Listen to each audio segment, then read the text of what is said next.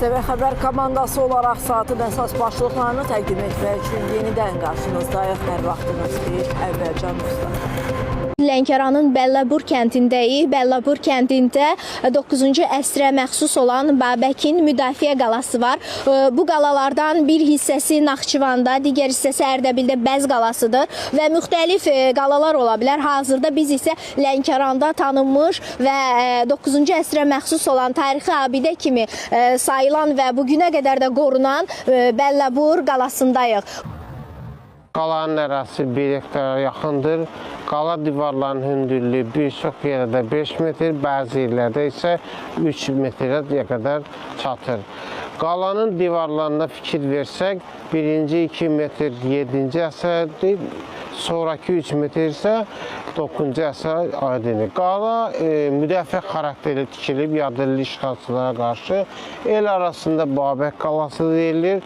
Bunun hal-hazırda divarlarını görürsünüz. Divarların bir qismi belə deyək görsənir və hal-hazırda da bunun 5 metr qalınlığı var. Möhkəm olduğuna görə də davamlıdır. Relyefi çətin olduğuna görə, dağlıq, dağ ətəyi hissədə olduğuna görə bura çıxmaq, dırmanmaq çətindir. Amma buna baxmayaraq burada olan bələdçilər tərəfindən, kənd sakinləri tərəfindən gələn turistlər və digər insanlara bu qala təqdim olunur, göstərilir, qorunur, saxlanılır və qeyd edeyim ki, bu qalada aparılan arxeoloji qazıntılar zamanı qızıl sikkələr və digər arxeoloji tapıntılar tapılmışdı və onlar hal-hazırda da Fransanın Louvre muzeyində saxlanılır. Qeyd edeyim ki, bu qala kimi tarixi abidə təkcə Bəllaburda bir qala deyil, eyni zamanda bura tarixi abidə kimi daha çox belə deyək, qədim dövrə məxsus olan arxeoloji qazıntılar zamanı tapılmış abidələr var. Onlardan biri də Siğon qəbirstanlığıdır. Siğon qəbirstanlığı nekropol dövrünə aiddir.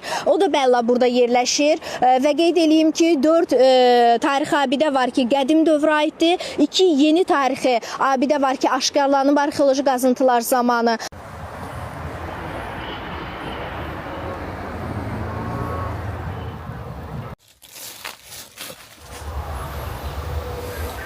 Buranın yüksəkliyi və relyefi onu göstərir ki, burada tikilən müdafiə qalası uzaq məsafəni yaxşı izləmək üçün, yaxınlaşan ordunu isə vaxtında görməkdə xəbərdarlıq edir. Yəni, bu qala əsasən cənub istiqamətdən gələn yolları, dağ keçidlərini və Babəkin müdafiə xəttinə daxil olan strateji yüksəklikləri nəzarətdə saxlayırdı. Qalanın ərazisində müxtəlif illərdə arxeoloji qazıntılar zamanı orta əsrlərə aid şilli saxsı məmulatlar, mis və qızıl sikkələr tapılıb. Amma buranın tarixini daha ətraflı öyrənmək üçün yeni tədqiqatlara ehtiyac var. Ərazisində ikisi son illərdə aşkar edilən ümumilikdə 5 tarixi abidə var. Bəllabur qalasından 200 metr aralıda olan Sığın nekropolunda əvvəllər 250-dən artıq daş qutu qəbrin olduğu qeyd edilir. Bu abidələr xüsusən də Bəllabur qalası turistlər üçün də maraqlı məkanlardandır.